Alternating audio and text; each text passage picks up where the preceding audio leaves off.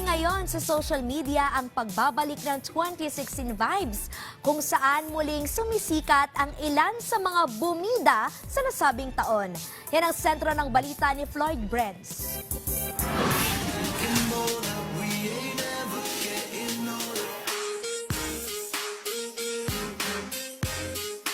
Trending sa social media ang pagbabalik tanaw sa 2016 kung saan tinawag ng netizens ang kasalukuyan bilang 2026 na parang 2016.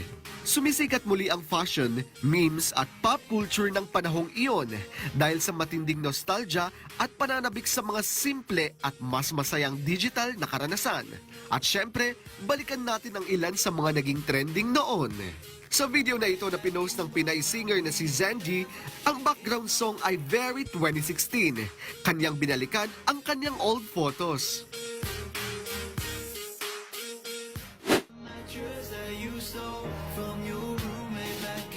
Ang uploader naman na ito na si Miss Jess, kanyang binalikan din ang kanyang 2016 moments kung saan nakasaad sa kanyang post na mahalaga ang 2016 dahil sa taon na ito siya nakagraduate at nakapag-move on sa life.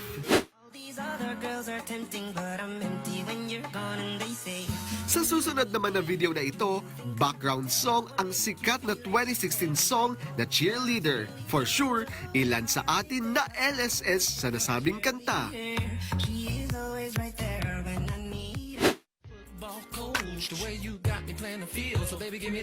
Ang grupo naman na ito, para makasabay sa 2016 trend, Ignition Dance Challenge ang kanilang naging entry.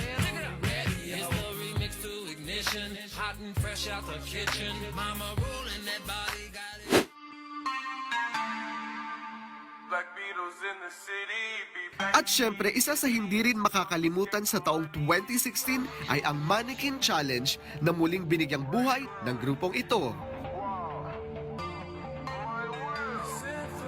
Para sa marami, ang 2016 ay sumisimbolo ng mas kolektibo at hindi gaanong curated na online life. Hindi ito pagnanais bumalik sa nakaraan, kundi paghahanap ng parehong pakiramdam ng koneksyon at saya sa gitna ng mabilis at AI-driven na mundo ngayon. Floyd Brenz, para sa Pambansang TV, sa Bagong Pilipinas.